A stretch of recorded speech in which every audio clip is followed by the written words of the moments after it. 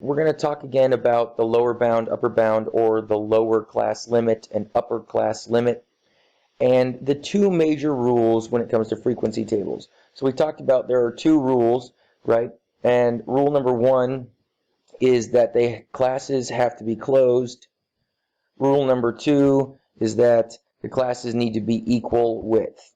Okay, so we need closed and equal width classes. When we create a frequency table, the idea is to quickly summarize a large amount of individual data points into a succinct table so we can see how often certain scores occur.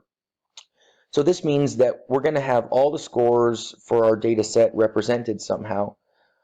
So the way that we can do this, looking at a table like this, which has given me all the upper boundaries but none of the lower boundaries, the first thing that I can do to make this work for me is to realize that the lower boundary and the upper boundary are going to have to intersect. So, for example, when this class has an upper boundary of 60 and this one has an upper boundary of 50, I can figure out what the lower boundary would have to be for the class that's above this upper boundary, because it needs to pick up where this one left off. So if the upper boundary here was 50, then the next value in succession would tell me the lower boundary of the class above it should start at 51. And then if this one ends at 60, I know again I need to be at the next value above that, which would be at 61. Finally, I would have to start at 71 for the lower boundary of the uppermost class. And you see that this means that every single one runs into succession. Now, different people find different ways more or less difficult to figure out this last value because there's no class below this. How do we know what this lower boundary will be? Well, it goes back to the rules. All of them have to be equal. All of them have to be closed. So we need a value to close this class. We can't leave it open.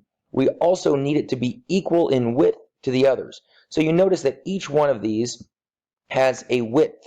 That is, remember, a class width is determined by the upper value minus the lower value plus 1.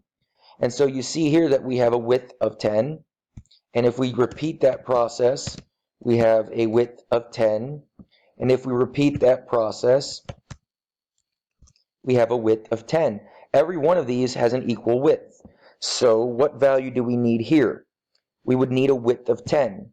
So what number is going to produce that width? It would be 41.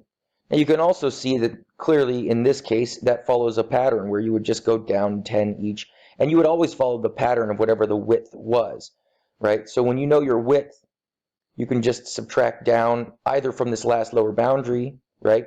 Or you can find by using the difference between the lower boundary and the upper boundary for your respective class.